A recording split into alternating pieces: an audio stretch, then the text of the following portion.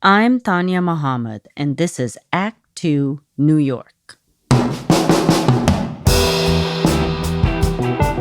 Just being in that space was like a 20-year dream come true. You know, Lincoln Center is the top of the performing arts venues. I don't have a crystal ball. I don't know what's going to happen, but I know we're really working towards how to make it as safe as possible and to really keep the arts alive and going in New York.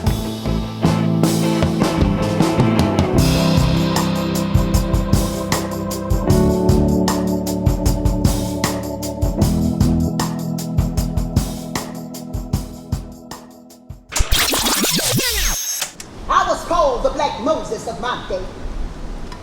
To free my peoples, I had to find a way. I traveled far, I traveled wide. I found few safe places to hide. But my peoples had to be free. And God chose me. See, my peoples had to be free. And God chose me. This has been a very long year. It's simultaneously been quick, and I can't believe we've made it to December. But at the same time, it feels like we've lived many lives getting here. You need not look further than the arts in the city to get a sense of this strange time warp. The whole industry has been jumping through hoops and leaping over barrels to accommodate all the quick-fire COVID changes. Despite that, the large venues have been, for the most part, operating at full capacity, and although going to the theater looks nothing like it did in the before times, many would say they've adapted successfully. Tourists are back, the Rockettes are at Radio City, and once again, you have the dizzying array of entertainment to choose from nightly. You kind of get whiplash when you think back to just a few months ago, a time when you needed shorts and sunscreen to go out. The arts landscape in the summer of 2021 does indeed seem like another dimension. All these large, famous theaters and venues were shut, but shows were coming back, whether they were ready or not. My name is Jordana Lee. I'm the Senior Director of Artistic Programming at Lincoln Center, and I am one of the curators that has been working on Restart Stages. In case you didn't know, Lincoln Center is the pinnacle of arts and culture in New York. Homed in its vast campus are the Metropolitan Opera, the New York City Ballet, the New York Philharmonic, the Juilliard School, and dozens of other performing arts organizations. So what does the behemoth of arts and culture do in this time when indoor concert halls have to remain shut? They build upon partnerships, old and new, to figure out how to move forward in these strange, peculiar times.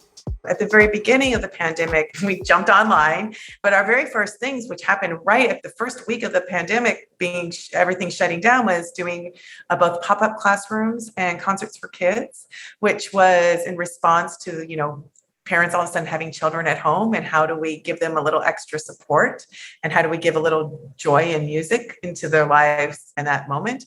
So from the very beginning to now, we've been thinking about how do we serve all of New York, and how do we serve our community? In the before times, as beautiful as the Lincoln Center campus was, it was not a place you went to hang out at, unless you were going to a show. But the concept of the green changed all of that.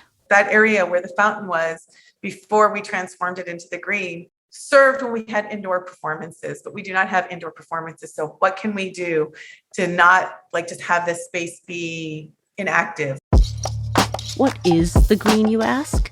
It's Lincoln Center's iconic Josie Robertson Plaza with its famous fountain, transformed and reimagined for a post-lockdown New York. A pop-up park, if you will, a place for cooped-up New Yorkers to gather and enjoy being around each other again safely for the summer. The installation also acted as the physical centerpiece for Restart Stages, Lincoln Center's initiative to help kickstart the New York art sector and bring performances back to the hungry, art-deprived masses. So the green is by Mimi Lien. She is a MacArthur Genius Awardee, and she's actually been in residence at our R&D lab. And Mimi is a set designer and an architect. And, we actually had a little think tank with a couple of different partners, designers, and we started to say, how do we make Lincoln Center more welcoming this summer? Everyone has been trapped indoors. We have this amazing campus. How do we share this with the community? How do we give a space where people can actually come and relax and feel like Lincoln Center is theirs? And so we posed that question to a group of people, and we had this brainstorming session, and Mimi was part of it. And she had this idea of how do we transform the space for green, thinking of how you can actually have people watching. She said she's missed that, that idea of just being able to watch people as they come and, enjoy space. And so she came up with this beautiful concept that really has invited every element of life being able to be enjoyed on the green.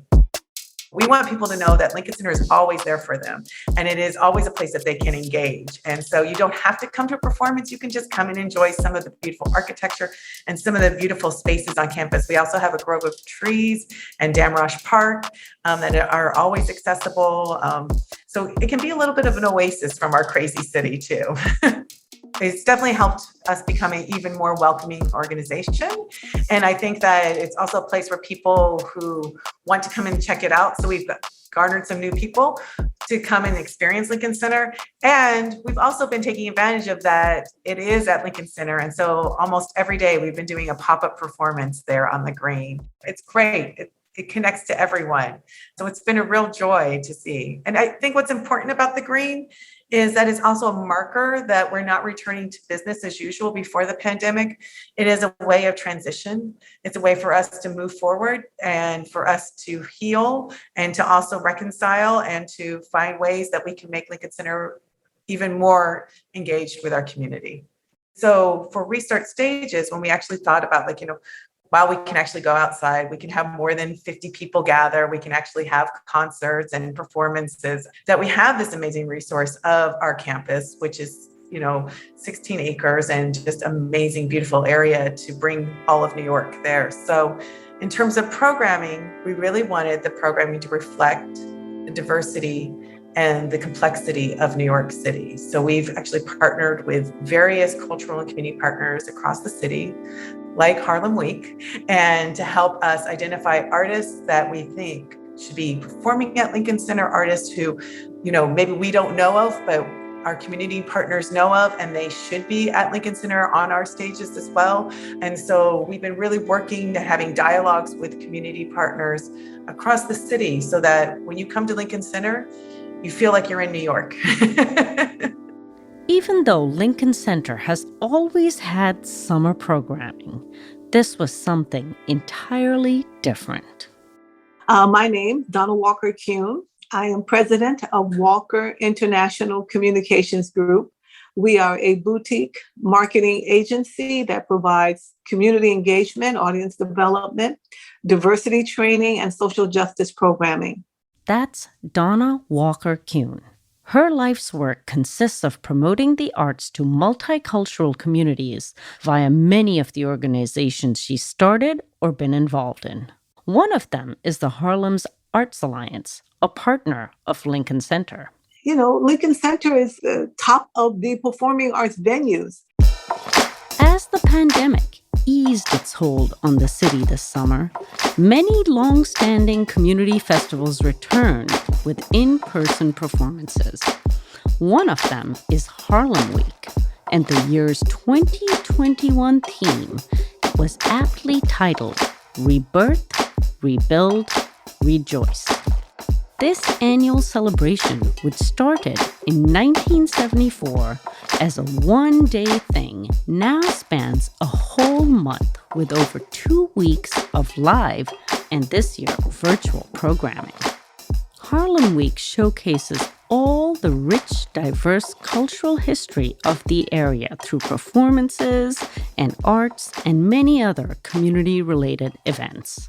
So Harlem Week is much more than 1 week, and it contains a myriad of cultural educational civic events that honor and acknowledge the contributions of the global majority to the arts and cultural sector. And so for many years, Harlem Week produces various events, whether it's dance, music, we do jazz, we do theater, and it's usually in Harlem. Outdoors on 135th Street, we have 3 stages. And we started talking with various cultural institutions years ago because it really felt that the footprint of our cultural institutions needs to be in Harlem. So it's not enough to just say, oh, yes, we support Harlem, but you have to be there physically. And so that people in the community can see what is the show about? What do the actors look like? And so we started doing this probably about 10 years ago, really being very aggressive, bringing in the theater and dance and music industries.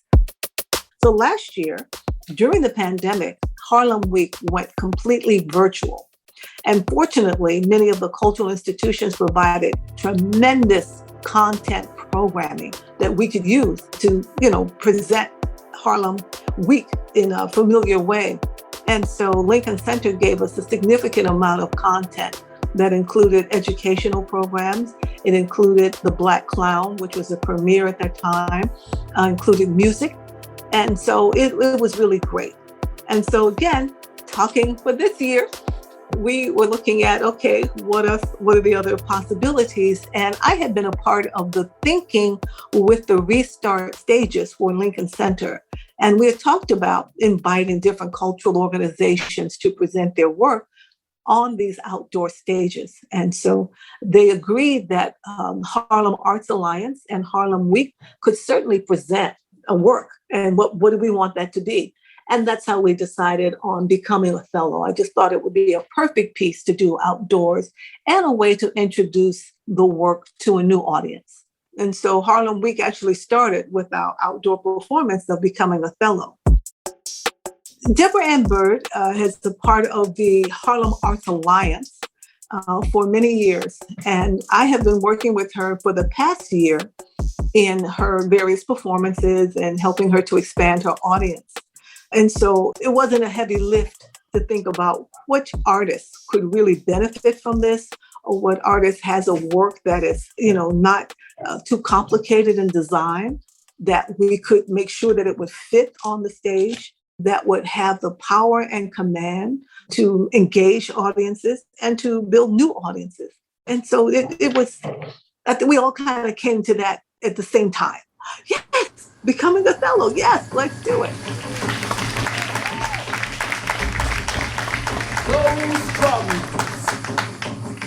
Those drums resonate deep in my spirit and make come alive again those souls.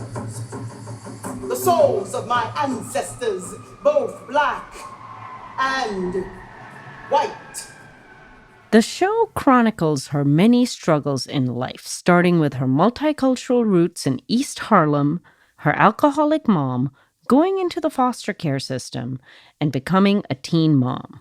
But it also tells the story of her journey to the stage and becoming a Black actor, writer, and producer for Shakespeare and the classics.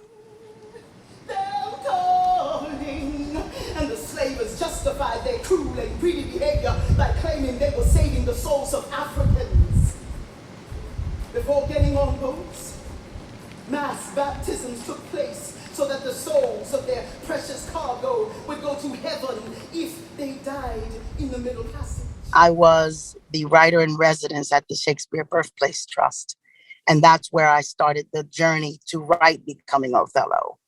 And then I went to the Folger Shakespeare Library for a few months to continue my writing journey because there's a lot of historical content in it as well. During the pandemic, I was supposed to, in 2020, do a run of Becoming Othello at the center at West Park. Now, when COVID happened, the center at West Park went to the city of New York and asked them for rights to a media. And when they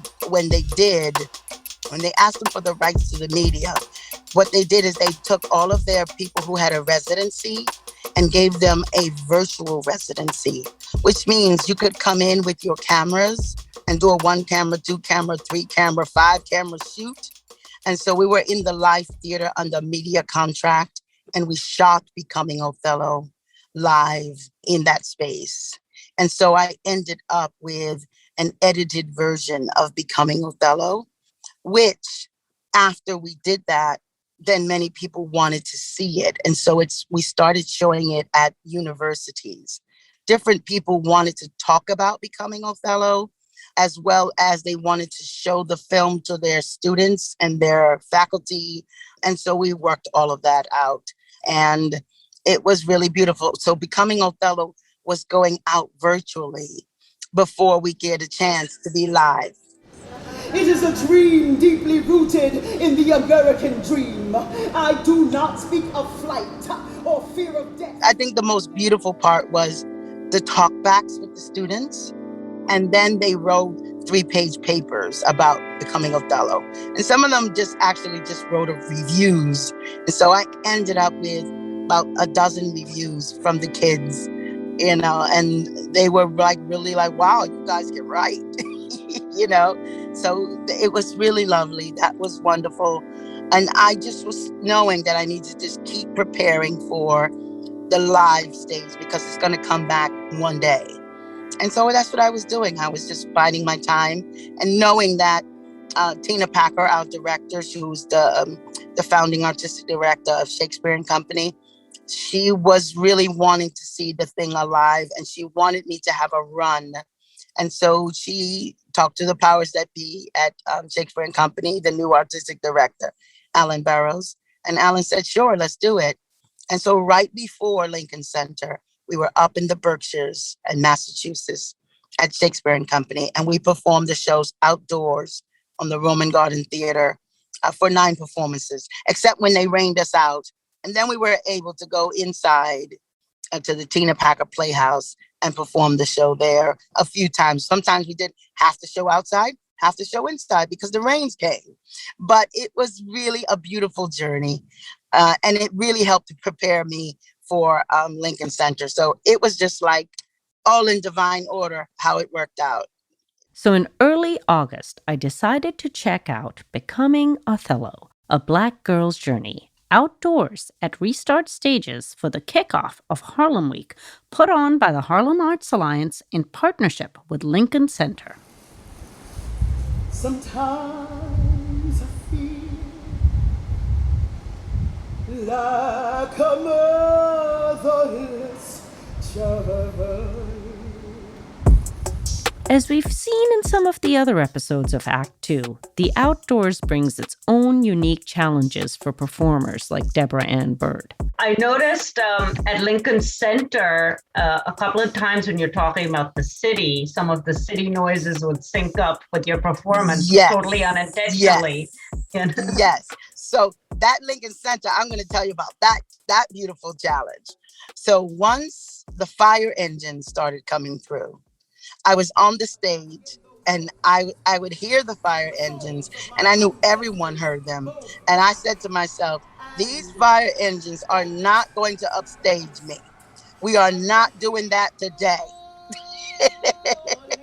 So it was great fun to listen to the fire engines, to hear their rhythm, and to try to dance within their rhythm while speaking above them. That first set of fire engines, that's what I was doing.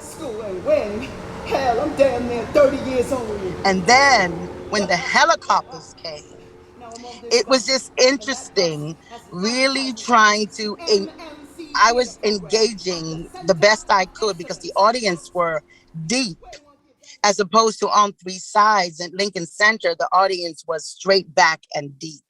So trying to reach not my voice because I was mic'd at Lincoln Center, to reach back that far and be able to try and touch those people all the way in row M and N, as well as A, hearing those city sounds and noises, I decided I would just incorporate it all and make all of it work.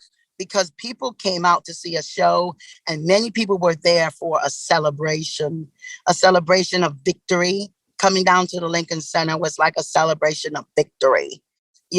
like all those days that I spent at the Performing Arts Library for the 4 years while I was at college. And I would be in that library and I would say, I'm going to come back here to Lincoln Center and I'm going to perform on these stages one day. I'm going to perform at Lincoln Center and that was 20 years ago, right? And so just being in that space was like a 20-year dream come true. And so a lot of people were just there to celebrate.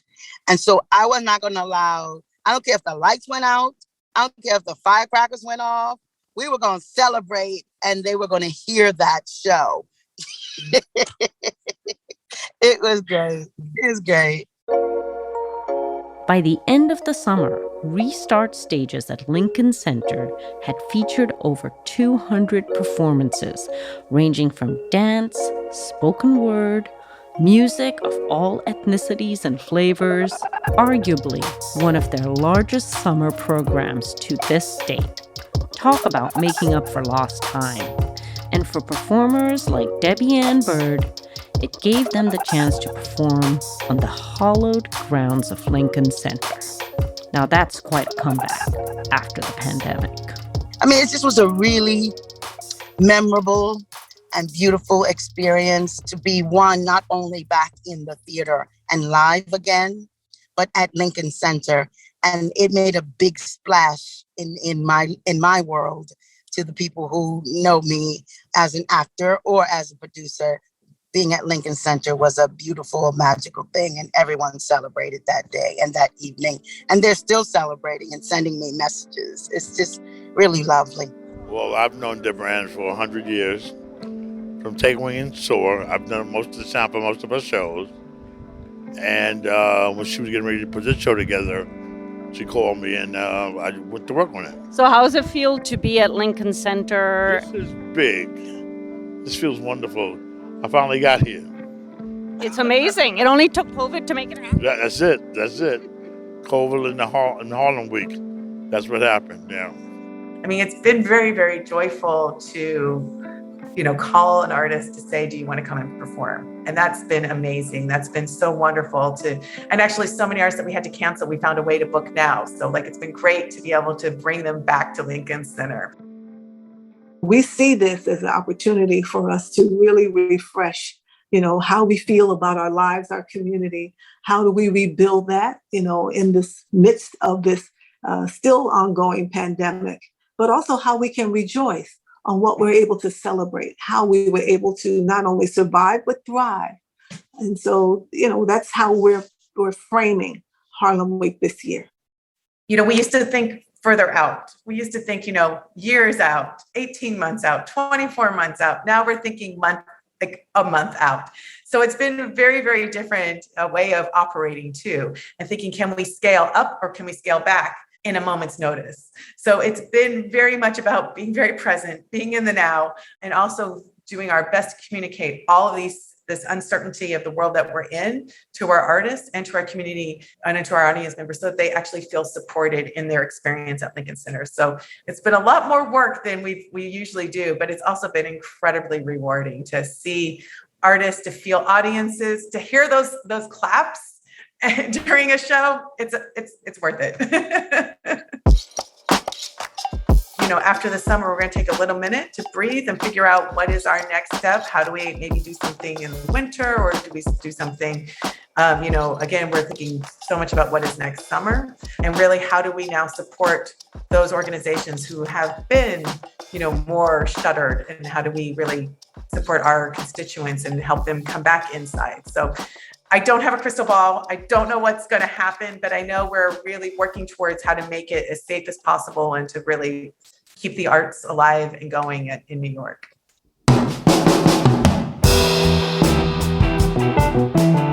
My name is Tanya Muhammad, and I produce the show along with Garrett Tiedemann, who also does the post-production, original music, and sound design. Production manager, Gabriella Montequin. Our executive producer is David Hoffman, who composed our theme music. You can hear all about Lincoln Center's programming on their website at www.lincolncenter.org and follow them on social, on Twitter and Instagram at Lincoln Center. Becoming Othello is touring once again, and you can find the show info on Instagram at Becoming Othello. You can also find Harlem Week on Instagram at Harlem Week and the Harlem Arts Alliance at HAA Community. Special thanks to Nancy Cleaver and Desiree Naranjo and everyone who took the time to talk to me. I'll have more info on the participants in this interview in our show notes and our Facebook at ACT2NY and Instagram at ACT2 New York spelled out. If you like this show, please subscribe wherever you get your podcasts and leave us a rating. Don't forget to tell your friends all about us. Race Car Radio is a division of Citizen Race Car. We tell stories.